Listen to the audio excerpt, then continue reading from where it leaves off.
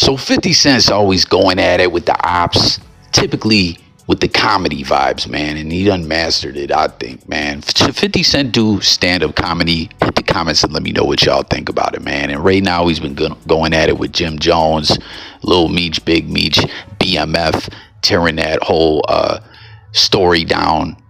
Even though it was already its own story, he helped build it back up to the public in this current era with the TV show. I'm still wondering if season 4 is going to come out, or we're going to have I don't know, he's going to address it somehow through the storyline or something. But we actually got a throwback clip here, man. I remember when this podcast jumped off about a year, maybe almost 2 years ago now at this point, with Steve-O. Remember, he used to rock with G-Unit, go on tour. He was on the G-Unit radio mixtape. Steve-O was a crazy motherfucker, man. He put the D-Rugs down. I don't know if he's as crazy as he was. We just knew that motherfuckers had to be high to doing a lot of that ish over there on Jackass, man. What do y'all think? But peep it. Buck Jenner. That the 50 stepped up and paid your taxes? Like, this is my second time having to go through this, but in the first time I dealt with it, he did help me. He didn't actually, 50 never paid nothing that I didn't have to pay back. Mm-hmm. So even though he might have, he did help, I still had to give him that money back. So what he did do, I didn't have, right. And when I did start to have, he made sure he got his back. Right. But that's still helpful. That's still very helpful, because if it wasn't for him, I wouldn't have known what to do. Right. So you hear Buck Jenner's ungrateful buster, lying ass, man. You know what I mean? Like, this dude, he said, that was the first time. He didn't pay, he helped me. You know what I mean? And this dude came back around the G-Unit a second time, just like with this flucked up tax situation. He did it twice. He came to the unit and flucked up the situation with 50 another time and tried to go on this whole campaign, getting on Vlad TV, telling all these lies, just straight goofy McGooferson clown-ish. Buck be doing sucker-ish on social media too, man. Real talk, Buck will send threatening DMs, cry about videos, all kinds of goofy-ish, man. Buck just sus as it gets. But real talk, he flucked up 2 times, man. You know, like, we all know Fifth can be petty and all that, but you came back to the unit for the big reunion. You flucked it all up again, and you heard the way he was trying to brush it all off. And Steve-O was like, hey, that's still a pretty big thing, man. If I'm not mistaken, back one of his chains when he came home too. Maybe not, I don't know, man. But Fifth reacted to this with some of that ether comedy that we were talking about, telling young Buck, peep what this man said, yo, straight comedy, but a dose of reality, and just G-checking him at the same time. Somehow he still managed to be ungrateful. I help him with his taxes. We didn't have a problem till he didn't know how to accept he's GAY. Got caught with a transformer and got mad at me, shaking my head. Boy, I didn't know you messed with that boys. I don't even know what that's supposed to say. What's it say? Boys? Whatever.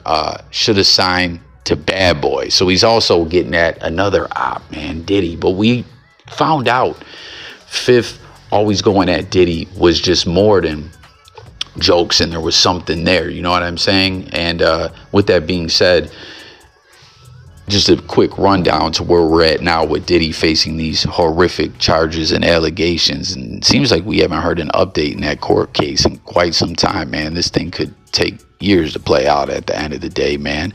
But prior to all this, when Fifth was always cracking jokes at Diddy's expense and seemingly poking at him all the time, we found out, you know, that the weird shopping spree offer. The nigga Pop was like, first he was amping him to get stopped. Then he was like, he's like, when we gonna get the chance to, to kick it, like, we can just hang out, nigga, we gotta kick it. Okay. He telling me we gotta kick it and shit, and he's like, why don't we, like, go shopping or some shit? I mean, like, I pay for it. And I was like, what the fuck this nigga just signed? I got the fuck away from him, but I was like, this is like, fuck me. This nigga just telling me he's taking me shopping. shit that goes on. But it's just a little fruit pie. I see these little weird ass bitches and shit like that out there. Sit out there for no reason. If you don't see accident, it's gonna be like kissing niggas. Like that doesn't happen by accident. You know what I'm saying? Like, I'm telling you. I'm telling you. Later you gonna find out a little shit that I be saying.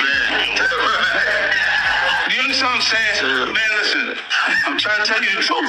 But the truth, sometimes it hurts. It hurts people and they don't want to hear that shit. But I'm trying to tell you, nigga asked me, could he take me shopping? And it fucked me up. And I was like, this nigga just, I want to take you shopping.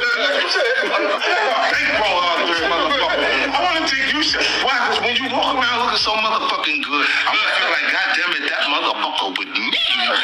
And he said you did the same thing to him. You asked him to take him shopping. He said something to me one time, a long time ago, at Chris Lighty's wedding. He told me to take me shopping. I looked at him like, what you just say? Let me move, man, before I do something. You gonna make me mess up the wedding? Yeah, I thought he needed some clothes. What? I'm a nice guy. Yo, what? Oh, that's a nice gesture. Let me get out and know that dude take me down. That's what the guy says to the girl. And Diddy confirmed that that wasn't just jokes. And then there was the whole thing about a weird ass pic with some kind of whole ORGY going on, or some old weird Diddy party type ish. And, you know, with Cassie involved, and Fifth let him know. And Diddy was like, oh, good looking out and everything. And it's just crazy. What I'm getting at is basically 50 Cent peeped that Diddy was on some weird ish. And as time went on, I think he started to see how deep that rabbit hole went. Pause. And it freaked him the fuck out. And he was just kind of doing what he does, roasting, telling jokes, but being serious when it came to Diddy at the same time. That's why when it comes to this Jay-Z ish, we got to point out that Fifth ended up reacting to the interview that came out and different things, and said that he ain't buying it with the way Shorty's story had holes in it. And I feel the same way, man. When the dad was talking about he don't remember none of it, come on, man, get the fuck out of here. Like I've been saying, Rochester to Manhattan's like 6 to 8 hour drive. You wouldn't remember going all the way to NYC to pick your daughter up after some horrific ish like that. Come on, I don't think the man would ever forget that, as well as some other holes in her story, man. But there you have it. 50 Cent always got a method to his madness. Sometimes it's just petty jokes. Sometimes he's checking someone and exposing them for the fuck ish that they do and did after he done tried to help them. You know, being an ungrateful punk ass rainbow warrior in Buck Jenner's case.